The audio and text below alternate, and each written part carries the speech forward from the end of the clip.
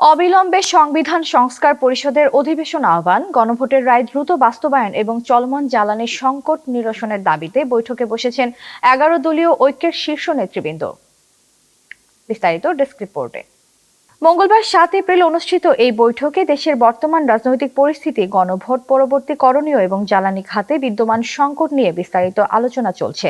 বৈঠকে অংশ নেওয়া নেতারা বলেন, জনগণের প্রত্যাশা পূরণে গণভোটের রায় বাস্তবায়ন করা এখন সময়ের দাবি।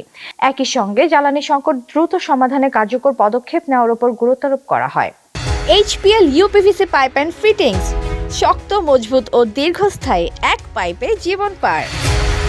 নেতৃবৃন্দ আরও জানান, সংবিধান সংস্কার পরিষদের অধিবেশন আহ্বানের মাধ্যমে একটি গ্রহণযোগ্য ও যুগোপযোগী সংবিধান প্রণয়নের পথ সুগম হবে। এই লক্ষ্যে সংশ্লিষ্ট কর্তৃপক্ষের প্রতি দ্রুত পদক্ষেপ নেওয়ার আহ্বান জানানো হয়েছে।